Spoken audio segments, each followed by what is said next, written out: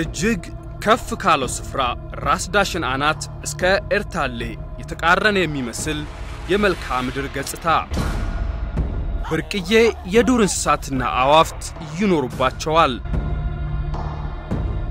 የበርካታ ስልጣኔዎች መሰረት የአባይ ምንጭ መገኛ የጥንታዊ የሰው ልጅ መገኛ ምድር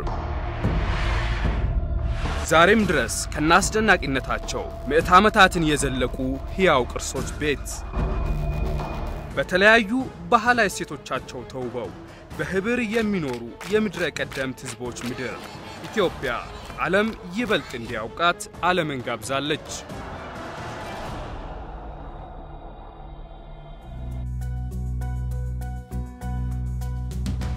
ሀገሪቱ ከጥንት አባቶች በተወረሱ ታሪካዊ ቅርሶች ተፈጥሮ በለገሰቻት ልዩ ገጽታና በህዝቦቿ ቱባ ባህል የበርካታ ቱሪስት መስህቦች ባለቤት መሆን ችላለች። በዓለም አቀፍ ደረጃም ካሏት ሀብቶች 11 ቅርሶችን በተባበሩት መንግስታት ድርጅት ትምህርት ሳይንስና ባህል ተቋም ዩኔስኮ በዓለም ቅርስነት በማስመዝገብ ከአፍሪካ ቀዳሚውን ስፍራ ይዛለች።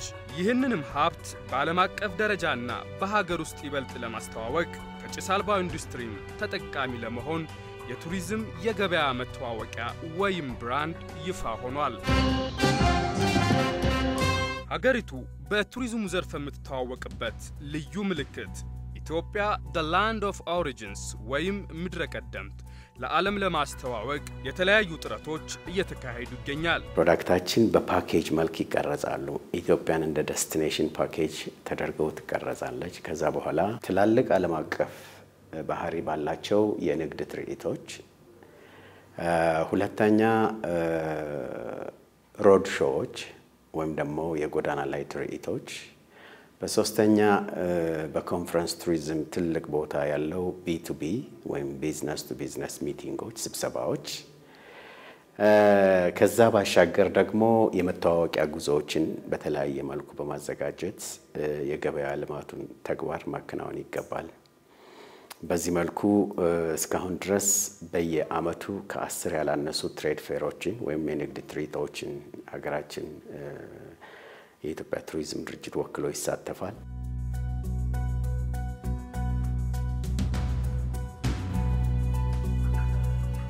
የሀገሪቱን የቱሪስት መዳረሻ አካባቢዎች የማልማትና የተለያዩ የገበያ ስልቶችን እየነደፉ መስህብ ስፍራዎችን በሀገር ውስጥና በዓለም አቀፍ ደረጃ የማስተዋወቅ ሚና የተሰጠው የኢትዮጵያ ቱሪዝም ድርጅት ይህንን ልዩ ምልክት በዋና ዋና ቱሪስት አመንጭ ሀገራት ለሚገኙ ዜጎች የሀገር መስህቦች እዩልኝ እወቁልኝ ሲል 8 የመተዋወቂያ ጉዞዎችን አዘጋጅቷል።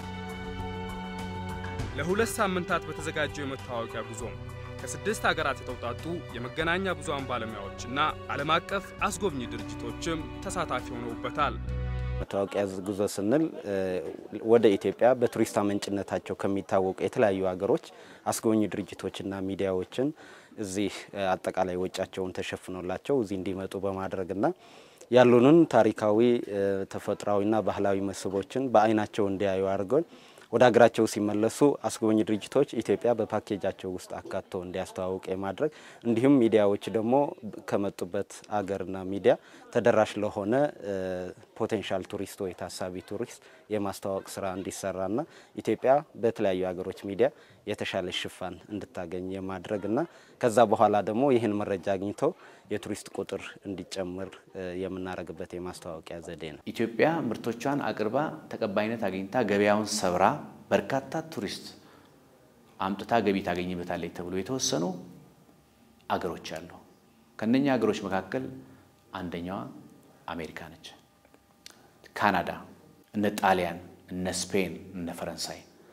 ስለዚህ እነኚህ በሙሉ ለኢትዮጵያ የቱሪዝም ሀብት ቀድሞውንም ቴስት ዴቨሎፕ ያደርጉ ናቸው። ስለዚህ በእነኚህ ገበያዎች ላይ አለን። ስለዚህ እነኚህ ገበያዎች ላይ ያሉንን የገበያ መጠን ወይም የገበያ ድርሻ ማሳደግ አለብን ከሚል በመነሳት ነው። አዳዲስ መዳረሻዎችንም ለማየት ሞክረናል። ምክንያቱም ካሉን ምርቶች ጋር ከምናቀርባቸው አገልግሎቶችና ምርቶች ጋር ፍላጎትን ልንጭር እንችላለን፣ የጉዞ ፍላጎት ልንጭር እንችላለን ብለን በመናስባቸው እንደ ኢንዶኔዥያ ያሉ ሀገሮች አሉ፣ እንደ ናይጄሪያ እንደምታውቀው የመካከለኛ ገቢ ያላቸው ዜጎች ቁጥራቸው እያደገ ነው ያለው ስለዚህ እነዛ ላይም አተኩረን መስራት አለ ናይጄሪያንስ አሁን መጓዝ ጀምረዋል ገንዘብም አላቸው ኢትዮጵያ ደግሞ ለናይጄሪያውያን የሚሆን ምርትና አገልግሎት አላት ስለዚህ ይሄ አንዱ ነው ኢንዶኔዥያም እንደዚሁ እንደምታውቀው ኢንዶኔዥያ በአብዛኛው ባብላጫው እስልምና ሃይማኖት ተከታይ ነው እኛ ደግሞ ለእስልምና ሃይማኖት ተከታዮች የሚሆን እስላማዊ ቅርሶች አሉ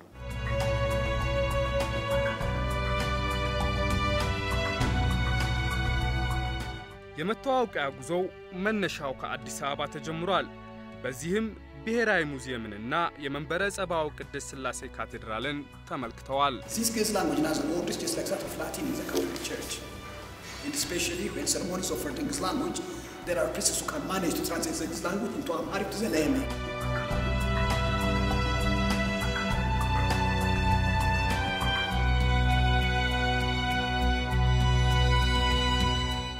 My visit to the National Museum of Ethiopia and my visit to the Cathedral Church of Ethiopia has been an eye-opener. I am amazed. በኢትዮጵያ ብሔራዊ ሙዚየምና በቅድስት ሥላሴ መንበረ ጸባዖት ቤተክርስቲያን የነበረኝ ቆይታ ለኔ አይንገላጭ ነው። በሰማዋቸው ታሪኮች በተመለከቱት ስዕሎችና ቅርጻቅርጾች በእውነት ተደንቄያለሁ።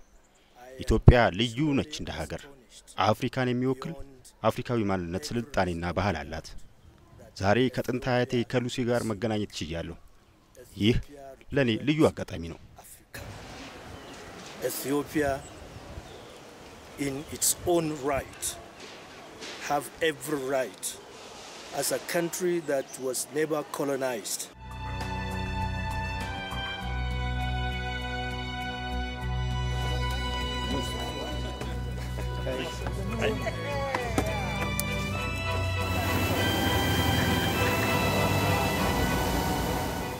ሶስት ሺህ 673 ስኩዌር ኪሎ ሜትር ስፋት ያለው የጣና ሐይቅ በውስጡ የሚገኙ ጉማሬዎችና ደሴቶቹ የጎብኚዎችን ቀልብ መሳብ የዘውትር ተግባራቸው ነው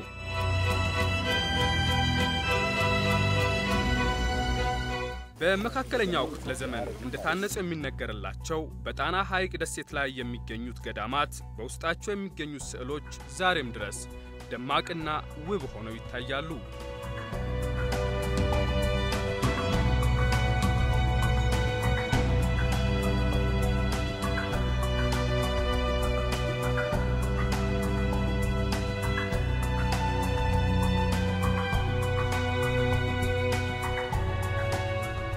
We are the guest of the Ethiopian Tourism Organization and I feel so privileged and grateful to be able to come to this. እኛ እንግዲህ የኢትዮጵያ ቱሪዝም ድርጅት ተጋባዥ እንግዶች ነን እኔም የጉብኝቱ አንድ አካል ሆኜ ይህን ውብ ስፍራ ስጎበኝ ኩራት ነው የሚሰማኝ የጣና ሐይቅ ተንጣሎ የሚገኝና አይንህን ሳይገድብ ረጅም አድማስ ድረስ መመልከት የሚቻልበት አስደናቂ ቦታ ነው ሐይቁ ጸጥ ያለ ሰላማዊ ሲሆን በደሴቶቹ ላይ ያሉት ገዳማትም ለኔ የተለየ መስህብ ያየሁበት ነው እነዚህ ጥንታዊ ቤተክርስቲያናትን ስመለከት ደግሞ በእውነት ኢትዮጵያ በብዙ ሴቶች ምድረ ቀደምት መሆኗን ማረጋገጥ ይቻላል በገዳሙ ውስጥም በዚህ በጥንታዊ ዘመን ቅጠሎችን አዋህደው ቀለማትን ፈጥረው በስዕል ወንጌልን ሲተርኩ ታያለህ በልጅነቴ የተማርኩትን የመጽሐፍ ቅዱስ ታሪኮች ነው ያስታወሰኝ Wonderful stories and pictures that I had not experienced so though it was very familiar there was also new things to learn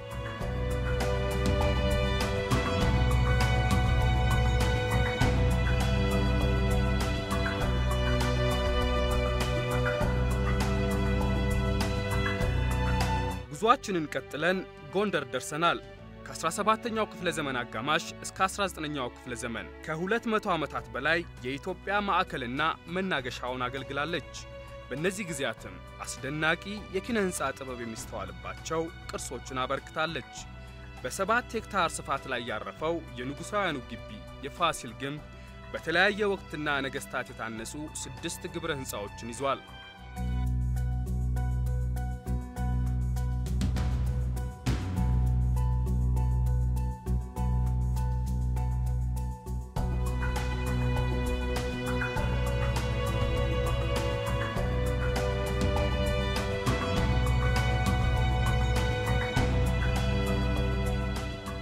በጎንደር ከተማ የሚስተዋለው የአዝማሪ ጨዋታ እንዲያው በአጋጣሚ አልፎ አልፎ የሚታየው በኢትዮጵያ የማንነትና ባህል ያሸበረቀ የሰርግ ስነ ስርዓት የጎብኚውን አትኩሮ ከማግኘት ባለፈ እንዲሳተፍም የማስገደድ ኃይል ያለው ይመስላል።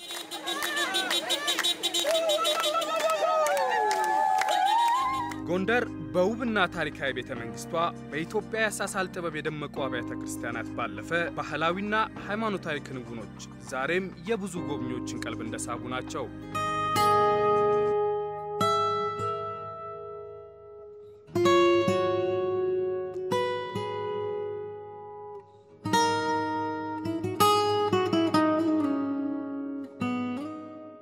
ተራራ መውጣትና የጉርጉዞ ማድረግ ለሚሹ ጎብኚዎች በሀገሪቱ ቀዳሚው መዳረሻ ነው የሰሜን ተራሮች ብሔራዊ ፓርክ።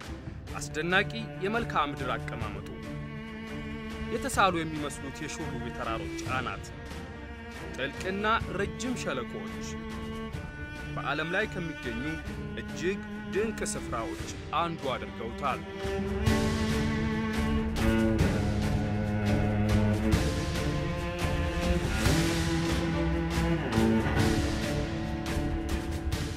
አራት መቶ 12 ስኩዌር ኪሎሜትር ስፋት ያለው ፓርኩ በያዛቸው እጅግ በርካታ ብርቅዬ የእጽዋትና የዱር እንስሳት አይነቶች በሀገሪቱ ዋነኛው የብዝሃ ሕይወት ማዕከልም ነው።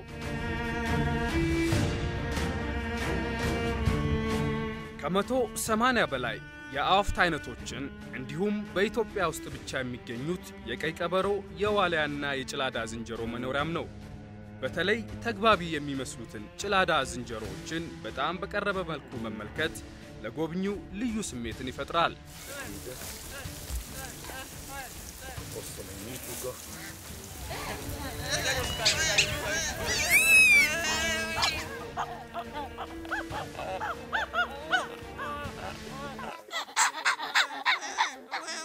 I love the castle. In fact, walking through the castle, I was thinking, I wish I lived here because it was so preserved. You know, it looked like it just happened yesterday, but it has been there for centuries and centuries and centuries. በጎንደር በአጼ ፋሲለደስ ቤተ መንግስት እጅግ ነው የተገረምኩት። በግቢ ውስጥ የሚገኙት ግብረ ህንጻዎች ተጠብቀው ስታይ ትላንት የተሰሩ እንጂ ከብዙ ምዕት ዓመታት በፊት ታንጸው የነበሩ አይመስሉ። በጣም የሚገርመው ይሄ ቤተ መንግስት ያስታወሰኝ ነገር ቢኖር ጥንታዊ መንግስታት ላይ ተመስርተው የሚሰሩትን ፊልሞች እንደ ጌም ኦፍ ትሮን፣ ሮም ከመቼታቸው ጋር የተገናኘው ያህል ነው የተሰማኝ። እያንዳንዱ ህንጻዎች የኢትዮጵያን የስነ ህንጻ ጥበብና ነገስታትን የሚያስታውሱ ናቸው። በዚህ በሰሜን ተራሮች ብሔራዊ ፓርክ ደግሞ የተፈጥሮን ድንቅ ውበት ታያለ። ከመደመም ውጪ ሌላ ምን አማራጭ ይኖራል?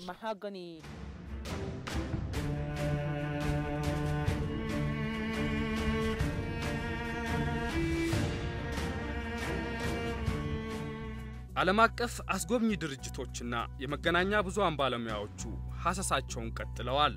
የንግሥት ሳባ ምድር አክሱም ቀጣዩዋ መዳረሻቸው ሆናለች።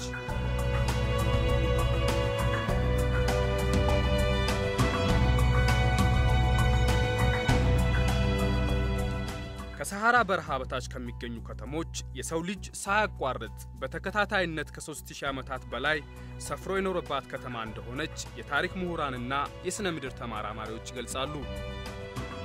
ለዚህም ምስክር የሚሆኑ ሐውልቶችን፣ ጥንታዊ ቤተ መንግስታትና በሥነ ምድር ተመራማሪዎች በቁፋሮ የተገኙ ቅርሶቿ ከብዙ በጥቂቱ ይህን እውነት የሚመሰክሩ ናቸው።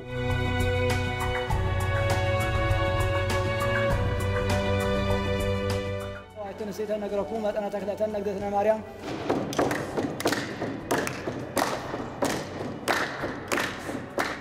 አክሱም ከቅድመ ክርስትና ጀምሮ በገናናነትና በወርቃማ ዘመኗ ያፈራቻቸው ሰማይ ጠቀስ የሚመስሉት ሐውልቶቿ ዛሬም ድረስ የአክሱምን ቅድመ ስልጣኔ የሚያመለክቱት ፍርስራሽ ቤተ መንግስቶችና ጥንታዊ የዕደ ጥበብ ውጤቶች ታሪክንና ጥንታዊ ቅርሶች ለሚጎበኙ ቱሪስቶች መዳረሻ ናቸው።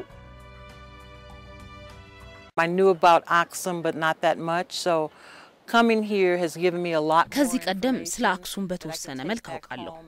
እዚህ መምጣቴ ግን ሐውልቶቹ እንዴት እንደተገነቡና ወጥ ድንጋዮቹ ከየትና በምን መልክ ተጓጉዘው እንደመጡ የበለጠ መረጃ እንዳገኝ ረድቶኛል። It's a big impression. two reasons. One is being here is a fantastic. በሁለት ምክንያቶች አክሱምን በማየቴ እጅግ ደስ ብሎኛል። አንደኛው ምክንያት እነዚህን አስደናቂ ሐውልቶች በመመልከቴ ነው። ሁለተኛው ምክንያት ደግሞ ከጥቂት ዓመታት በፊት ይህ ሐውልት በሮም ይገኝ ነበር።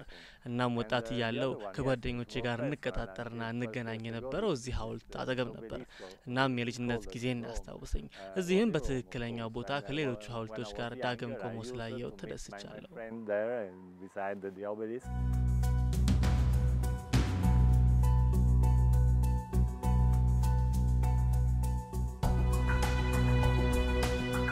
ሰው ሰራሽ ታሪካዊ የቱሪዝም መስህቦችን በስፋት የያዘው የሰሜን የሀገራችን ክፍል የቱሪስት መስመር ዋነኛ መዳረሻ ነው የላሊበላ ውቅር አብያተ ክርስቲያናት። በ12ኛው ክፍለ ዘመን ከአንድ ወጥ አለት ተፈልፍለው የታነጹበት ጥበብ ዛሬም ድረስ ብዙዎችን ያስደምማል።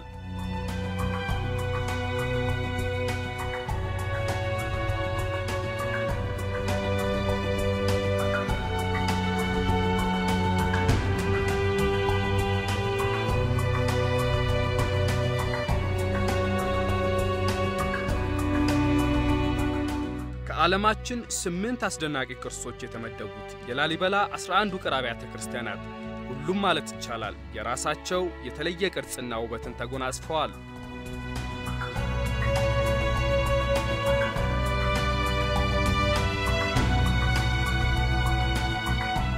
ዓለም አቀፍ አስጎብኚ ድርጅቶችና የመገናኛ ብዙሃን ባለሙያዎች ሀገሪቱ ጎብኚዎችን መሳብ የሚያስችላት የድንቅ ቅርሶች መገኛ መሆኗን ይገልጻሉ።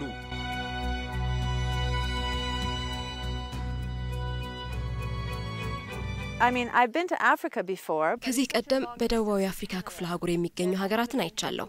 እንዲሁም ደግሞ በምስራቅ አፍሪካ የተወሰኑ ሀገራትን ተመልክቻለሁ። ሁሉም ማለት ይቻላል ፓርኮች ነው ያሏቸው። ኢትዮጵያ ስመጣ ግን የተለያዩ መስህቦችን ነው ያየሁት። በሰሜን ተራሮች ብሔራዊ ፓርክ ብርቅዬ ዱር እንስሳትን ታገኛለህ። ጥንታዊ የሰው ልጆች የስልጣኔ ቅርሶችን እንደነ ፋሲለደስ፣ የአክሱም ሐውልትና የላሊበላ ውቅር አብያተ ክርስቲያናትን ታያለህ።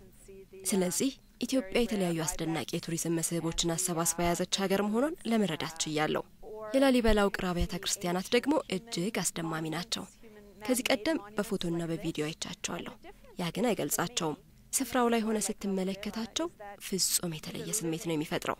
በቤተ ክርስቲያናቱ መሀል ያለፍክ ስትሄድ ሰዎች ጸሎታቸውን ያደረሱ ስትመለከት እነዚህን ግዙፍ ቤተ ክርስቲያናት ለማነጽ የተጠቀሙበትን ጥበብና የሰው ኃይል ስታስብ ከአይምሮ በላይ ነው የሚሆነው። ሌላው ደግሞ እጅግ ለየት የሚያደርገው በሌሎች ሀገራት ላይ ጥንታዊ ቅርሶችን ስታይ ከሰው ንክኪ ነፃ ሆነው ለጎብኚዎች ብቻ የተቀመጡ ናቸው። ላሊበላ ግን ለብዙ ምዕት ዓመታት ዛሬንም ጨምሮ ማለት ነው ሰዎች እየተገለገሉበት የሚገኝ ቅርስ መሆኑ ነው። Have been living here continuously for centuries, well, millennia actually. Any tourist, and I'm talking globally, not only just a section of the world, globally. በመላው ዓለም ለሚገኙ ጎብኚዎች ነው የምናገረው። ሀገሪቱ ቀዳሚ የሚያደርጓት በርካታ ነገሮች አሉ። የራሳቸው የሆነ የፊደል ገበታና ቁጥሮች አሏቸው። የአባይ ወንዝ ዋነኛ ምንጭ ናቸው። የሰው ልጅ መነሻና የጥንታዊ ስልጣኔ ባለቤት ናቸው። እናም እንደ ቱሪስት ብዙ ሀገር ብትሄድ እነዚህን ሁሉ መዳረሻዎች በአንድ ቦታ ማግኘት አትችልም። ስለዚህ ማንኛውም ቱሪስት ሊያያት የምትገባ ሀገር ናት። Ethiopia is the origin so far of mankind.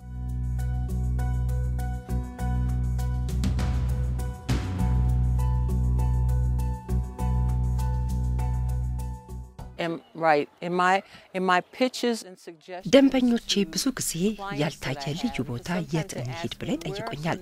አሁን ግን መልሴ ኢትዮጵያ መሄድ አለባችሁ ነው።